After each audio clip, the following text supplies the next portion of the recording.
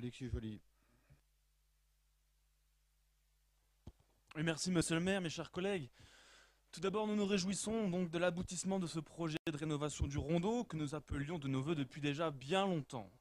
C'est une excellente nouvelle qui est susceptible de permettre de désengorger la circulation, particulièrement aux heures de pointe, là où elle est à cet endroit particulièrement dense et éprouvante, notamment pour les conducteurs qui reviennent de travail le soir.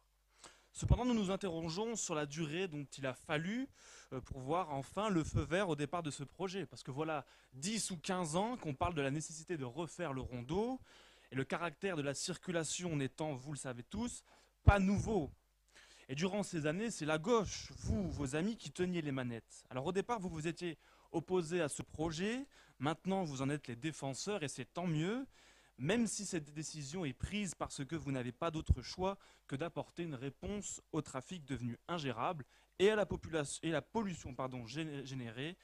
C'est un revirement louable et nous le saluons.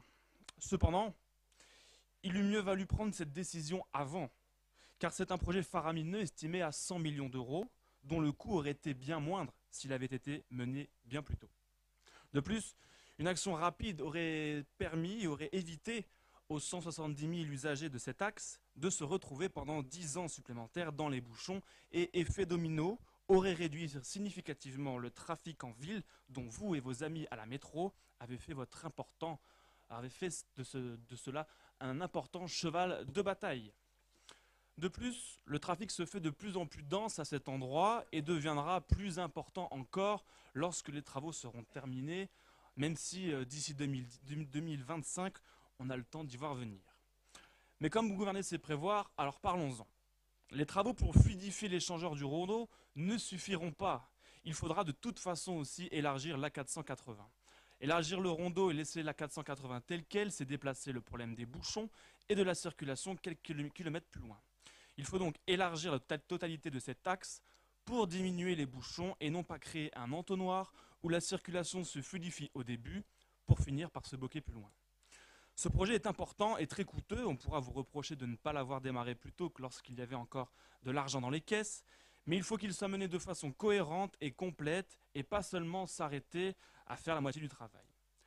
Quitte à se décider de changer les choses, que cela coûte cher et que cela soit long et difficile, autant le faire une bonne fois pour toutes et ne pas morceler le travail pour en voir les fruits dans 50 ans à des coûts 2 fois supérieurs à une action immédiate. Je profite également de ce moment pour éclairer et pour avertir nos populations, car elles doivent savoir que les élus de gauche et de droite, même à la métropole, préparent en douce quelque chose, comme lorsqu'il s'agissait du passage à 30 km/h. Premièrement, la baisse de limitation de vitesse à 70 km/h et à terme, je l'espère le plus tard possible, la création de ce que vous appelez, Monsieur Bessiron, je crois, un boulevard urbain avec des feux tricolores, etc., dans le but visiblement de mieux respirer.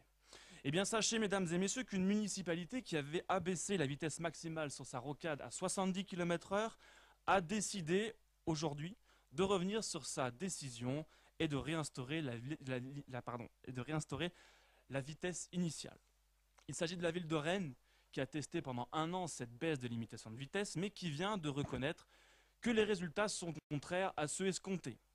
Premièrement, la qualité de l'air s'est dégradée sur la portion qui a été abaissée à 70 km/h. Deuxièmement, l'écoulement du trafic ne s'est pas amélioré. Et troisièmement, le nombre d'accidents a même légèrement augmenté. Un échec cuisant qui aura donc coûté la bagatelle de 100 000 euros à la ville de Rennes et qui, finalement, a donc rétabli les 90 km/h. Pourvu que ce bilan lamentable servira de leçon aux autres communes de France, notamment aux communes de la métropole, qui souhaiteraient en faire autant. Nous saluons donc cette décision, mais demandons que le projet soit complété de façon à éradiquer définitivement les graves problèmes de circulation sur cet axe routier et surtout sans tomber dans l'idéologie écolo que beaucoup regrettent aujourd'hui. Et les usagers nous en seront donc reconnaissants. Je vous remercie. Merci.